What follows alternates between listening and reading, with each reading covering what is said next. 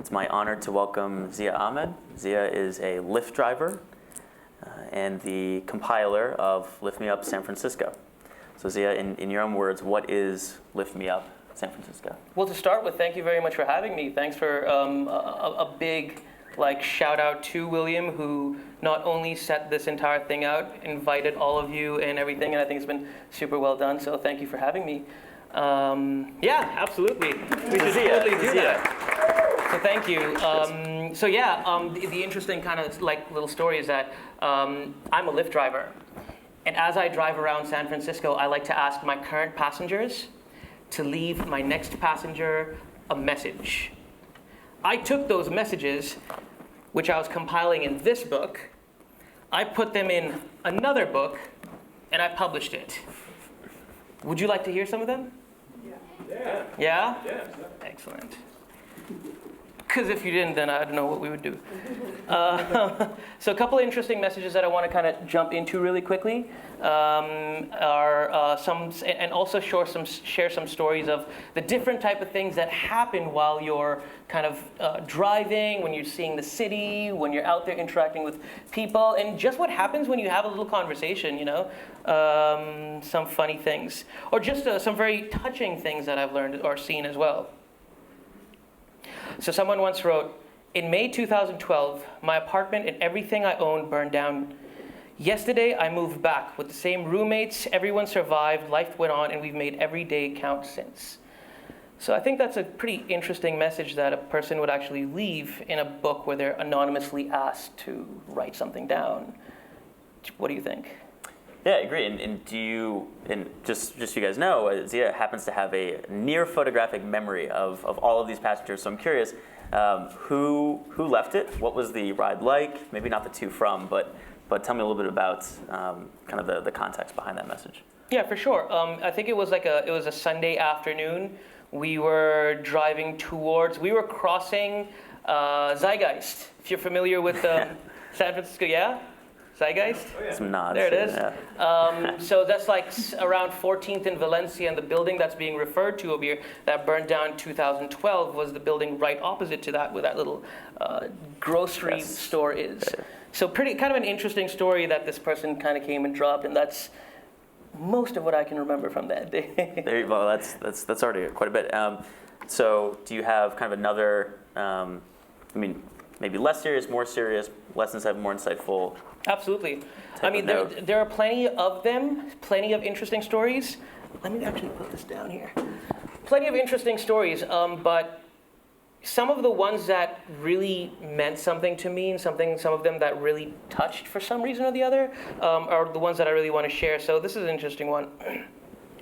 Now, the story is that I read this when the book came out in early September.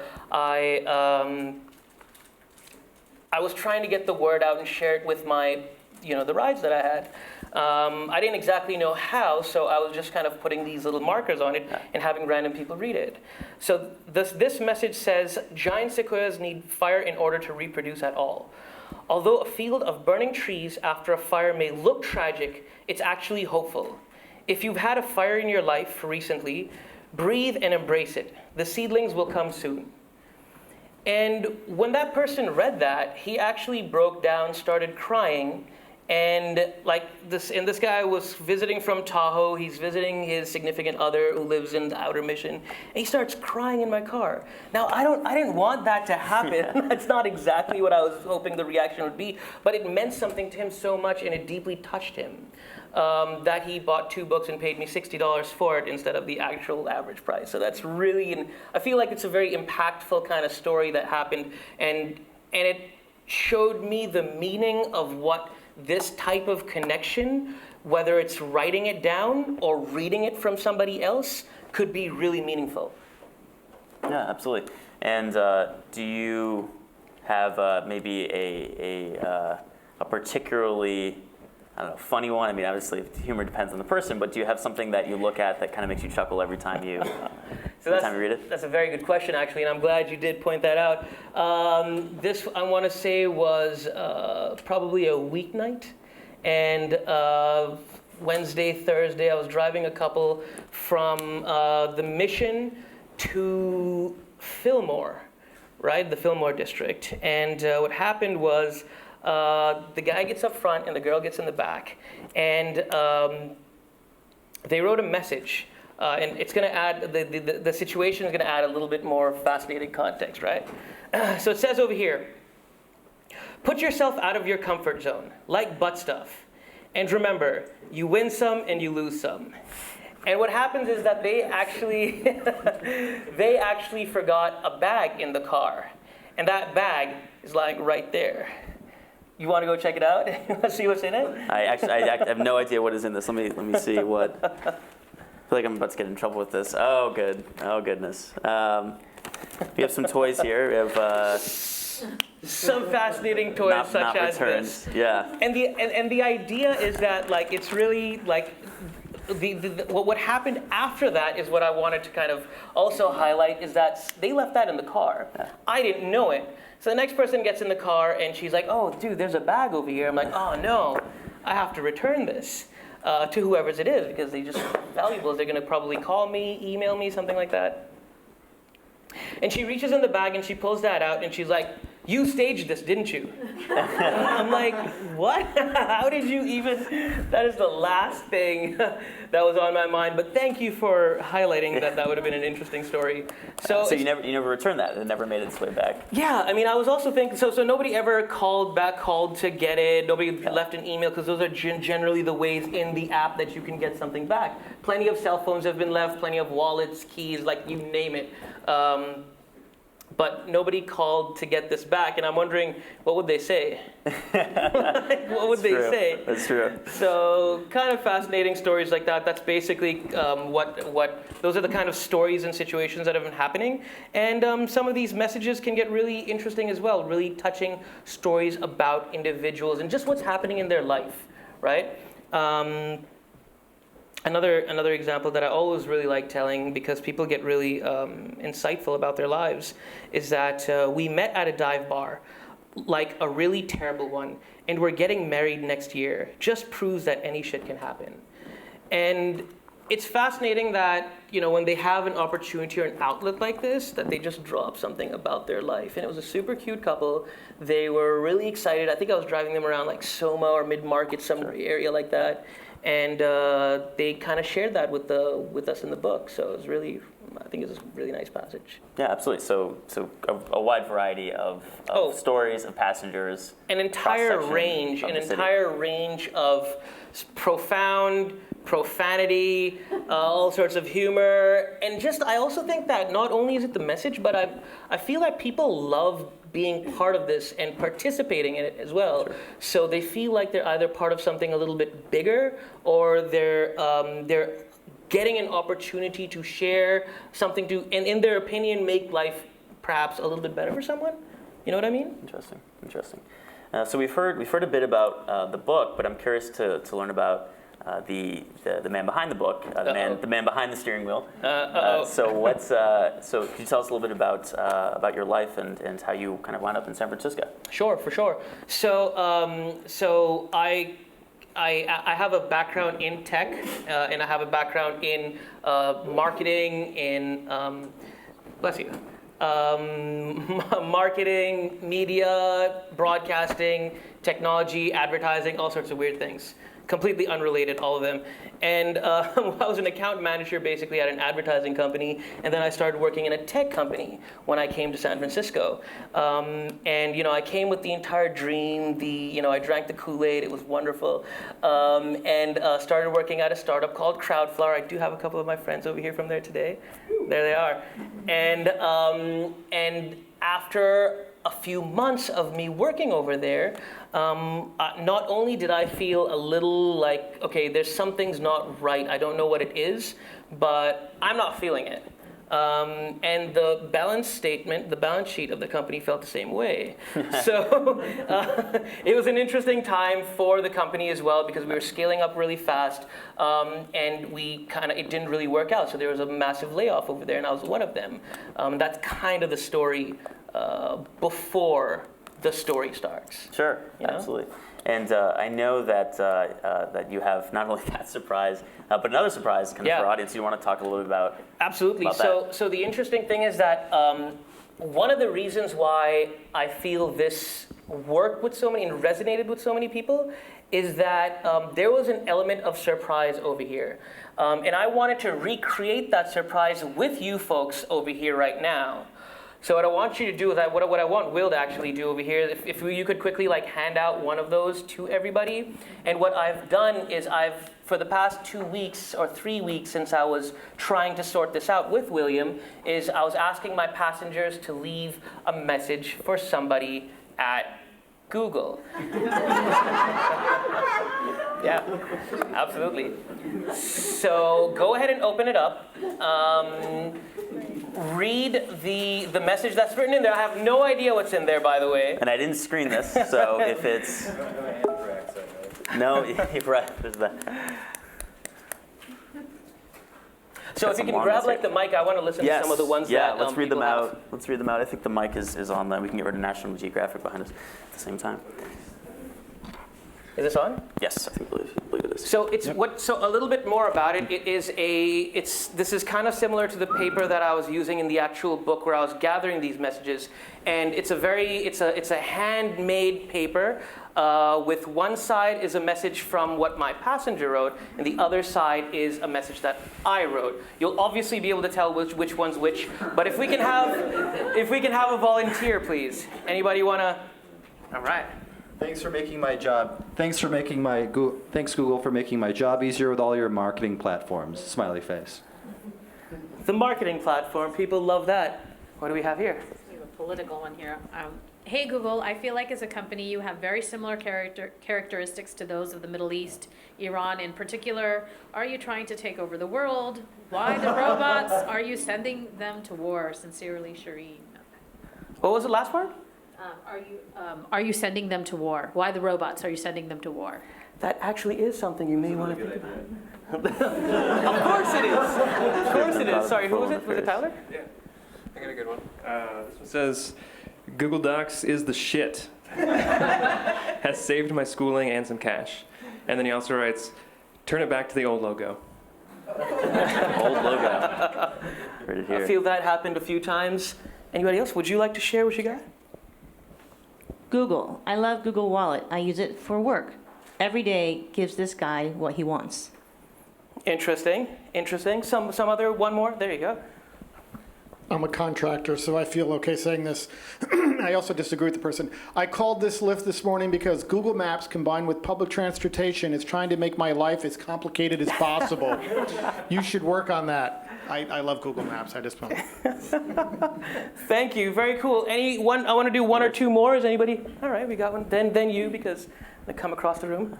I use Google Docs to stash my nudies and drug orders. I've never thought about Google so long and hard before. Right? So broadly speaking, Standard just use so case. you know, this Yeah, is what I think to that's- expect from the book, okay, on a broad San Francisco level. Dear Google, don't get me wrong, you have a great product, but aside from feeding your employees good quality organic foods, please consider feeding the poor and homeless at least a few times a month. I know you are good for it. Go humanity. Love, SF Native. I love it.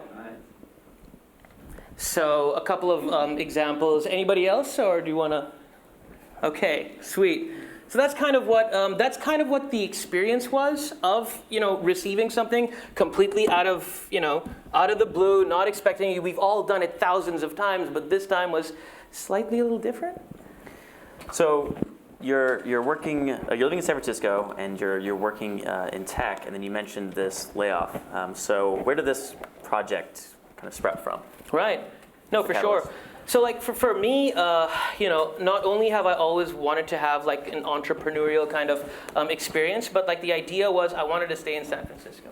The bigger idea was that, and after the story, kind of the plot thickened and the company didn't work out, what I wanted to do was I wanted to figure out what I should do, what I would enjoy doing, and stay longer. Started driving for Lyft because I was meeting a lot of fascinating people, a lot of kind of really interesting stories were happening, getting to meet a range of different people throughout the city, some fun experiences, and I really didn't know where this was going to lead, but what I always felt was that as much as people enjoyed talking about the sense of community, after that one ride, it really was over.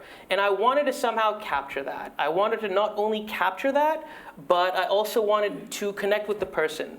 Like, what could I ask him or what could I tell him that would allow this to be a little bit more than just a ride from point A to point B, which is when I started asking them to write this down. Does that make sense? Yeah, no, absolutely. And I know this is something that we've talked about in the past, and I think that it's so natural, so easy for someone to say, oh, well, you've met thousands of people, you've read through thousands of notes. Which are your favorite passages and why? That's an interesting point. Yeah, I mean, so I've been collecting, I want to say on the range of about 3,000 to 4,000 messages over the past 1 year. And the ones that I put in this book, they actually meant something to me somehow. Now, either it was sharing something insightful about the person themselves, or it was talking about somewhere fascinating to go in the city, some experience that I should have, which I haven't had previously. Quite literally anything that spoke to me, Either it was something about themselves, something that spoke to me, something I could learn from what they were talking about, and if the person was good looking. So that was also an important factor. Attractiveness factors into what makes it into the book. So what are some, I guess, takeaway themes from the book? There are a lot of topics. So we have sex, we have technology, we have culture, we have love. But what are some of the themes that really unify and tie together not only the snippets that made it into the compilation, but that made it into the leather-bound notebooks? Yeah. Altogether. So I was kind of actually asking people, I wanted to broadly ask them to leave something which would reveal a little something about themselves. Like, I'm trying to guide them to, be able to speak about something that, they wanted to share with somebody else. It could be something completely anonymous, something a secret. It could be something fascinating. And I felt that a lot of people were giving certain thoughts. Like there were many cliches that I got, but I also felt like one of the interesting themes that I noted, or lack of themes, was a lack of theme of the spirituality element, or the idea of being connected to something, an element of that. I felt that was kind of fascinating that I noticed.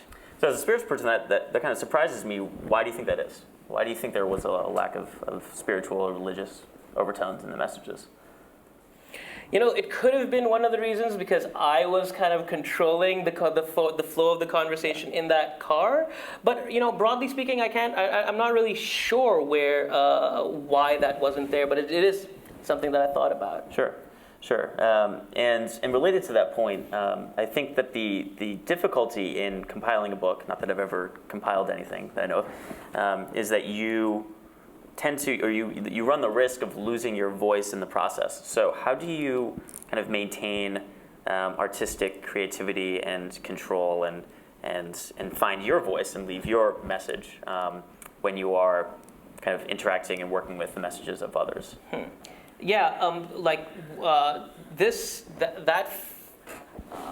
that part of it, I was thinking that I wanted to focus on not only things that were happening throughout, what we were exposed to in the form of the media or anywhere else, but whatever was going on in the present at that time. For example, when the Pope was visiting, or when Donald Trump was in the news. These were conversations that I was having with these people, and that's what the result was coming to. So I was trying to influence them to write something a little fascinating, and that's also one of the interesting things that we're working for the future of this project as well.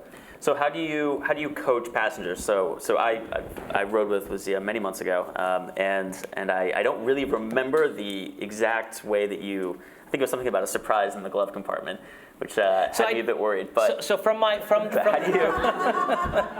He's full of me. He's a surprising person. And so how do you kind of guide? How do you let them know? How do you guide them through this process? So to start with, I like to qualify my passenger, right? I like to have a conversation with him, and I want to see, what's up? Do I want this person to be part of my project? Because it's all about me. So what do you do to the person who sits in the back seat, puts on the headphones, takes the phone up? So first of all, I try to get their attention, because this is just an approach to get their attention. Get them out of their phone, get them out of that space. Everyone's on their phone all the time, and I wanted to make a social situation where we're sitting in a car for 10 minutes, 12 minutes, and let's interact with each other. So from there, I would just try and get their attention. If I get their attention, well and good. Then that means we can go a little bit further. If not, then I have to let it go. But but the idea is that if they're fascinating and if they have something that kind of captures my imagination, then I ask them to go ahead and open up the glove compartment because I have something a little fascinating, and that's where. That's how I shared it with you too, I believe? Yes. So they open the glove compartment, and then I think at that point you have a lot of influence and control over what they put down. I mean, the next sentences will really dictate what they think about, and then what they commit to paper. So how do you try to introduce a little bit of bias, or do you really say, hey, it's yours, do whatever you want? So I like to call them guidelines. Yeah. And those guidelines are very broad. They're very open-ended, but I also feel that a lot of people, for some reason it adds pressure or it starts to trouble people when I introduce these broad guidelines. And the guidelines are very simple. No lyrics, no quotes, no cliches, because cliches are useless, and lyrics I can't publish. Right? Sure, The idea is to leave something to the next person about who you are, or a little something that you'd like to share, broadly speaking.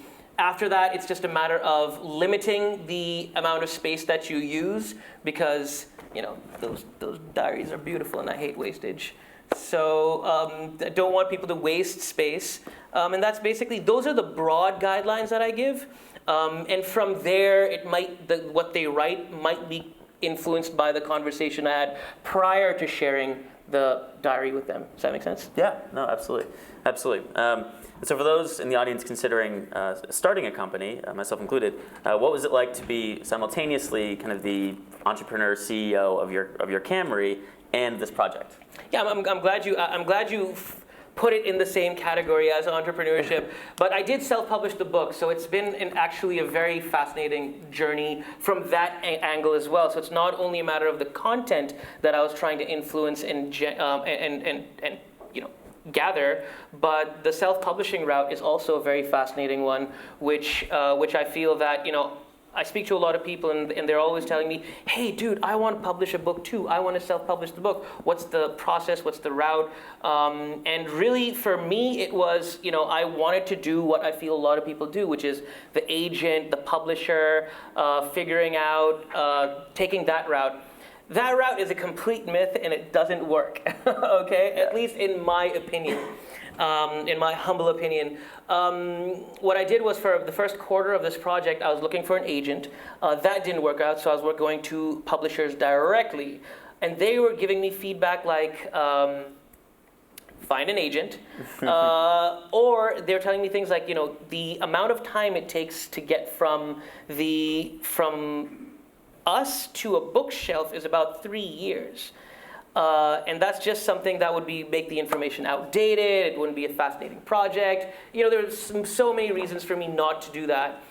So I basically went on Thumbtack and Craigslist, found a team of people, figured out how we could break down every single process, found people to be part of that, an art director, a production manager, an editor, all of those elements. They're all listed over here as well, my team. So I actually want to take this opportunity to give a shout out to them. So Sam James Levine, the creative director. The editor was Mark Copabianco. The production manager was Hillary Savage. And the person who's currently running the social media, if you guys do go on Facebook, Twitter, or any of these things, Ashley Ryan is who's running the social media wing of it, and a buddy of mine, funder and childhood friend who kind of supported the project, Hassan Sufi.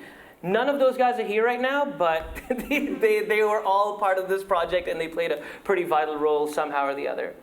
And so what obstacles did you overcome going down the self-publishing For sure. track? I mean, it was figuring out, managing a team, because I wasn't just sending the right amount of instructions to the right person, working with them collaboratively, and then kind of coming out with a product which suits my requirements, which I wanted to put my name behind, and something that I feel is a work of art. It's something that I feel a lot of other people will appreciate, and I hope you guys do, and some sort of, and also to kind of start something.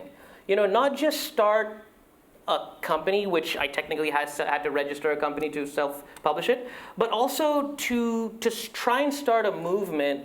I feel that over the past 6-8 months, when this project got a little bit of visibility in the media, a lot of other drivers from across the country have actually come out to me and wanted to reach out for either doing something similar or reaching out about other ideas that we could potentially collaborate on. In fact, we have one right now in the crowd too. So Grant. Yeah, he's another one of the Lyft drivers who's running a very fascinating documentary project as well. So, I mean, if this creates enough excitement for other people to start doing their own thing, I think that's a pretty good start. Yeah, so it ties into my next question. Where is this project headed?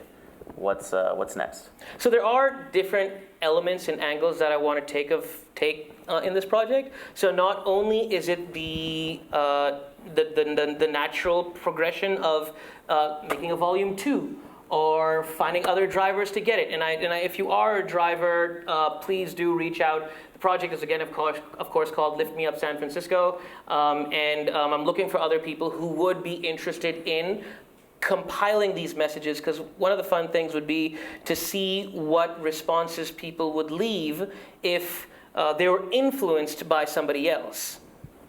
So still leave it broad and open, but if there was another influence behind this, perhaps it'll be different. And I wanted to see what that would look like. So that's one of the directions that I do want to take, so potentially in the form of a volume 2. I don't know when that's going to be. That's probably going to be after a lot of people buy this. So please buy it. Okay, that's kind of, that's very important for a very tiny, very small startup. Okay, so please do be part of the project. It would be great if you supported it. Even if it's just telling somebody about it, not just getting it. But Facebook, Twitter, all those things, they actually work.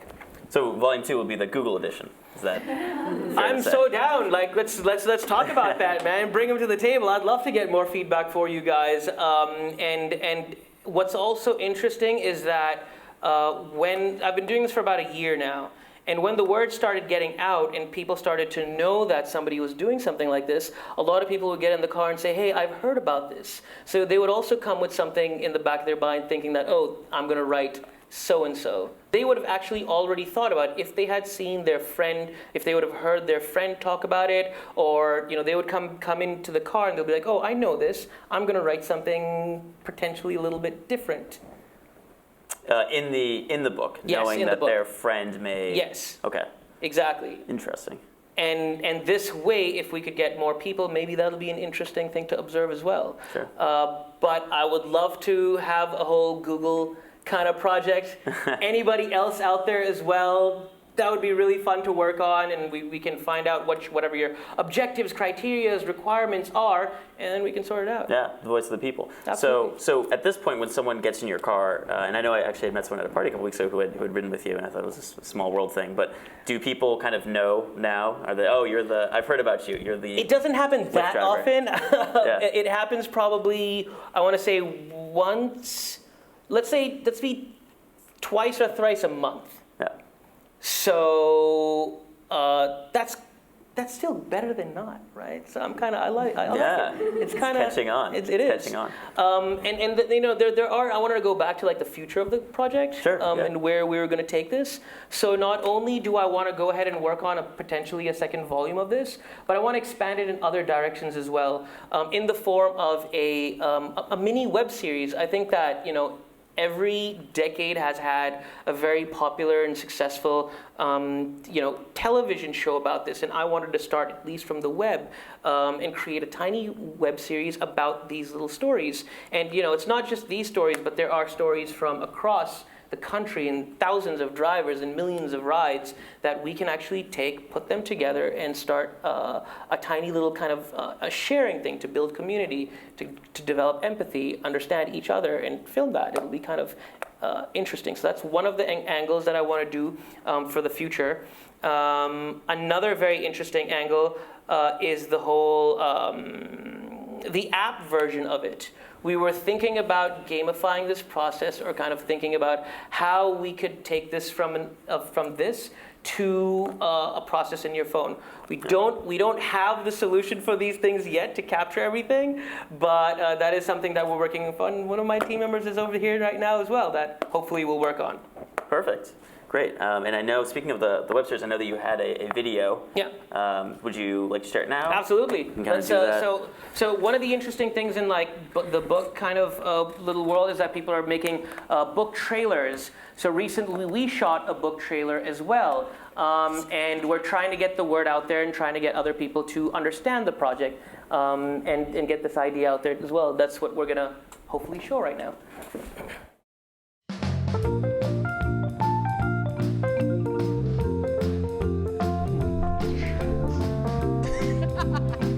I love my boyfriend, but he sucks at sex. Don't cook bacon naked. Have as many one-night stands as possible. Never get brunch the next day. Just wear a condom. San Francisco is like James Franco's Instagram and Kanye West's Twitter account. You're always like, WTF. In May 2012, my apartment and everything I owned burned down. Everyone survived. Life went on, and we have made every day count since. Be thankful for life.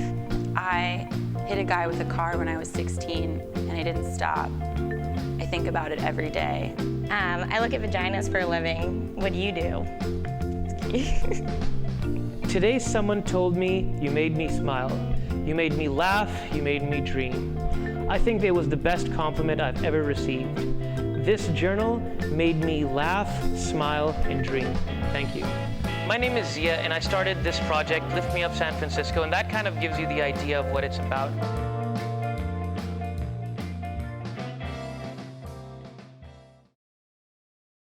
Great, thank you. That was it. So a quick a minute and a half, I want to say, under a minute and a half trailer. This is something that we're working on as well, and that's kind of where I'm taking this, the direction that we're taking. Perfect, great. And I know that as part of kind of launching a book, you have to kind of build the buzz. So where'd you start, and what kind of led you to where you are now? I mean, how did you kind of get the ball rolling? I think from a visibility and awareness point of view. Sure. Yeah. So a lot of people, like, it's been kind of pretty fascinating that a lot of people during my ride who were either writers or other, for other publications, I met a lot of them, and that's where they're like, hey, let's this is a great story, let's cover it. So I've had several people. I've had the Huffington Post cover it. They were the first people that actually got in the car, and the guy loved it. Andrew, his name was, and he totally loved it. And he's like, all right, we're going to cover this. The next day there was a story out there. I'm like, this is great. We also had a lot of KCBS covered it. There's some Mead coverage over there, and it's just been really people who are getting in the car and really liking it, such as yourself as well. So a big shout out and thank you again to everybody who's been supporting this project. It's been super helpful, and there's no other way. It's been a very organic growth kind of a process that people who are experiencing it, they like it so much that they're actually, word of mouth pushing it forward, which is always the best way to kind of cover something or gain movement and traction. Yeah, absolutely. And with this web series, I know that there was a show you were telling me about in the 90s, which had it was like Taxi Cab Confessional or something, which kind of had a taxi driver and a camera and just passengers caught in a candid moment. So what do you kind of foresee your potential web series looking like, and what would the format be? Absolutely. So there's every decade has had an interesting kind of transportation show, and this is the natural logical progression of that, and that's what we're trying to do as well through capturing these little stories and creating characters out of them. So what I want to do and what we're looking for right now is people who can help develop these characters, and I want to create a mini web series like High Maintenance. Are you guys familiar with that? Have you guys ever heard of it? So it was this interesting show about a weed delivery guy in Brooklyn. The show was called High Maintenance. It was actually brilliant. It started in like 2000. Seriously, 2011, and what it was about the story was actually building characters around the people that the We Delivery guy was interacting with. So it wasn't about him, it wasn't about his story, it was about all the other characters that you come across with. They were tied together by the delivery guy. And that's kind of the story of that, and I want to build on that as well, but from a transportation point of view. Although that's a very raw idea, we're still trying to find and fine-tune that. So there will probably be several kind of experiments that we do before we find the right one, but that's, again, when you start any launch any product or any startup or any company like that, you have to kind of see what the project looks like, what resonates well with people, and then build on that too. Absolutely, and this is an unrelated question to, but I'm curious to get your insight because you mentioned seeing this cross section of society. Do you agree that San Francisco is changing, and where do you think it's headed? Mm-hmm. And are you excited about that direction overall, based on just the wide variety of people that you interact with and meet on a daily basis? So it's definitely changing. I think that there could be a few, because there's a lot of, the reality is that there is, a lot of people are unhappy, and that is slightly unfortunate, especially because of the, the diversity, the disparity, perhaps, that we all know about and see, and I think somebody pointed it out as well in one of their messages. So, but I do feel that, there's more that can be done from everybody's side. Even if it's a little project such as this, which is to kind of build community, develop empathy, capture these different ideas from across town, and then showcase that, it becomes like the voice of the people. And that's kind of what I'm trying to achieve with this, and not just get one particular person's point of view or opinion, but of a broad range of different types of peoples. Yeah, perfect. Well, I think that's a great note to end on. So if there are any audience questions, I think we could entertain those now. Hi, thanks for coming. Thank you for having me. We haven't talked about the company at all. How does the company know about this project? What is the company doing with it? Somewhat intentional. Yeah, so I was like, that's probably intentional, but can we talk about it? Yeah, let's talk about it. What do you want to know? So they find the idea kind of fascinating. They are interested, and I have been trying to reach out to them, trying to get, I have gotten their attention, but I feel that it's still very young for not only them to come on board and work with me the way I want them to, but I do feel that this is something that we will eventually reach in the future. And they've got some other, they're working on some incredible other, branding strategies. For example, billboards and wrapping buses in their corporate colors. So let's see when they decide that this is a good idea. So have you taken any measures to make sure people aren't copying your idea? Because I can imagine other drivers, specifically people from the other company, it's not Lyft, could company could that be? Yeah, sidecars.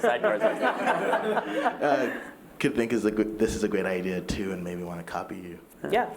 No, I'm totally down for other people doing this as well. I want other people to come on board in all forms. Why do we need to limit this? I don't want this just to be about myself. I want everybody to do it. I want you to create whatever version of this you want it to be. It'll be fun to see the other directions that people take. Well, I don't want it to just be about myself. So, but I'm more than happy to work with whoever wants to.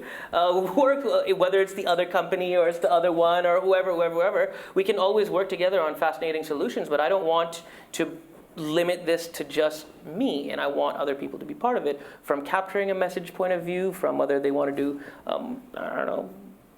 however they see it. I just had a question. Did you get only text or also drawings? And if you had drawing as well, does the message differ from the text? Meaning, are they more oriented toward something special than the text, they were more funny or more whatever? Interesting. So actually, that's actually a really good question. Thank you for pointing that out. What I've done in the book was when we had things handwritten in it, so not only did I kind of scan those and bring those over and replicate it in here, but there are plenty of drawings as well. A lot of people have drawn little sketches of people, things that somebody drew. Once somebody drew pictures of things that they saw outside the window as we were driving and where we were at that time. Somebody actually drew emojis. and we've got plenty of those things. So I think that's a total range of different of people's thoughts and where they were at that moment.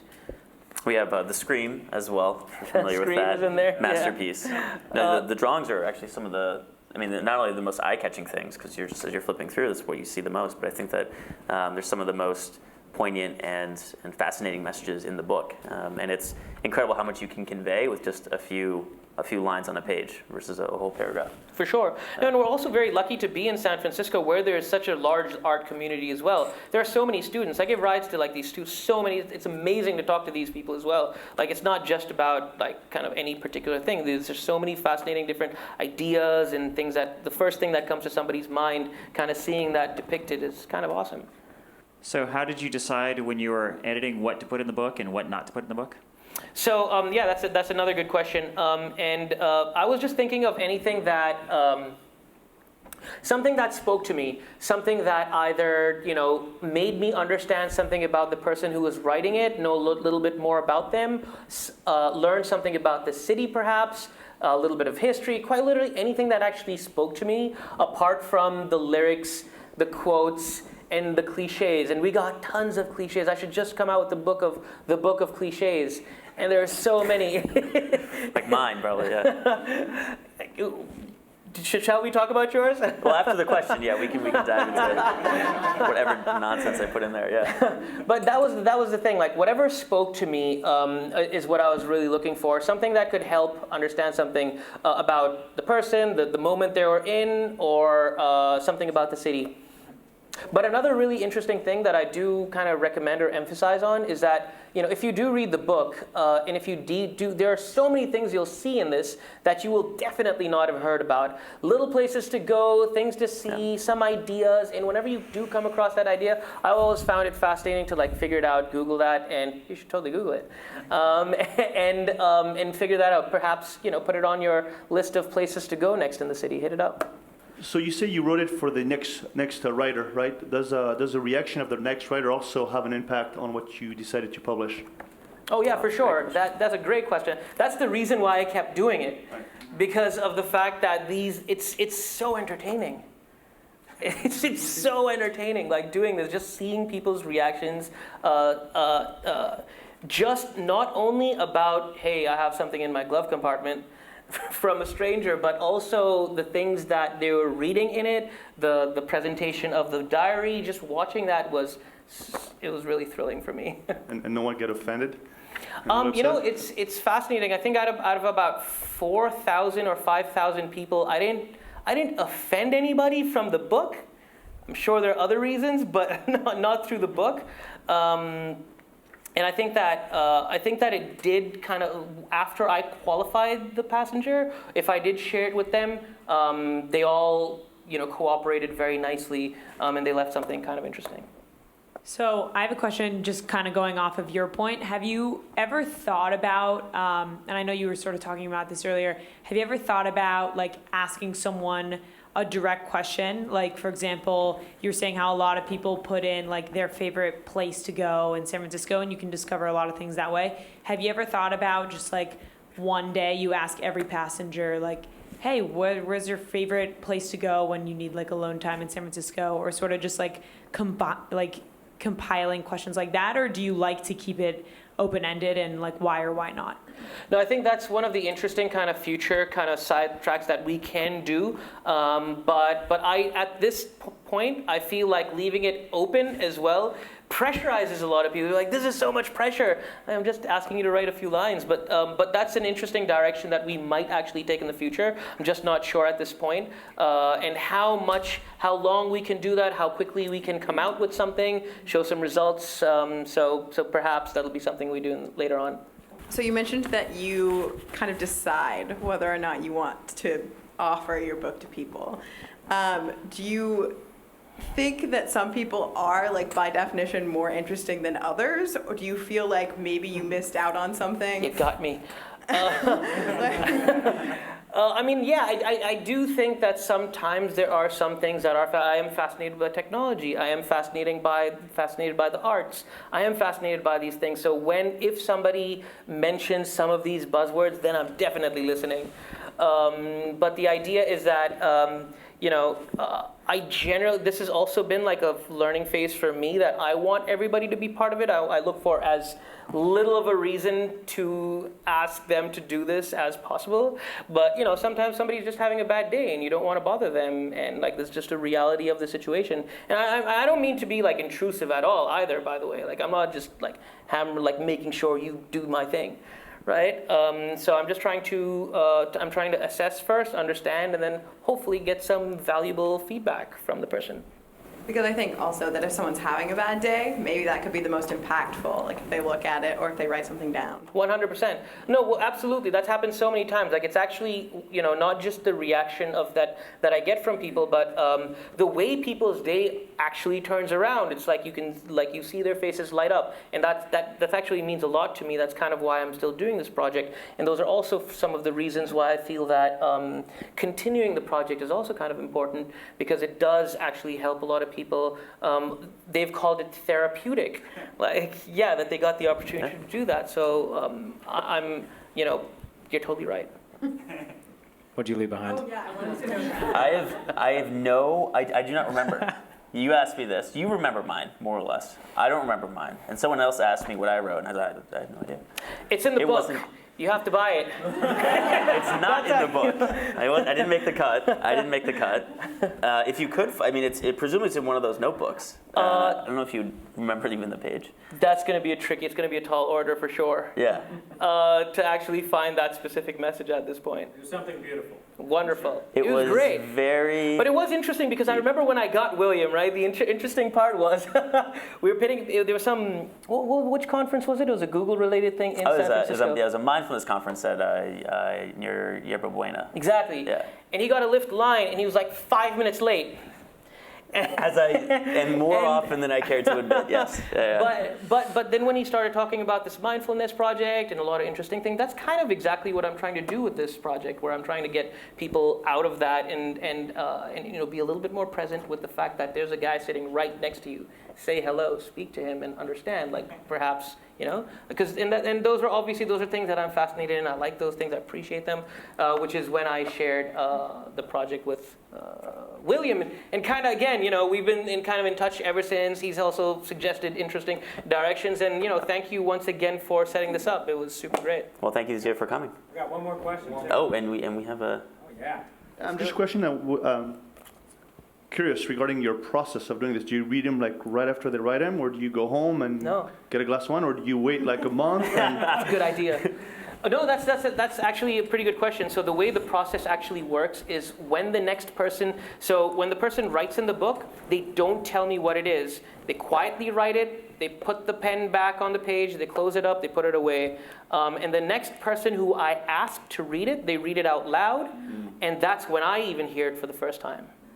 So that anonymity is actually it allows people to talk about really insightful things, and not only from the silly profanity and stuff and things, but also to lots of profound, meaningful, personal things that people have shared. Great. Well, this is Lyft Me Up, available on Amazon and in the trunk of Zia's Camry. Thank you all for coming, and best of luck. Thank you, man. Thank you for having me. Thank you all for coming.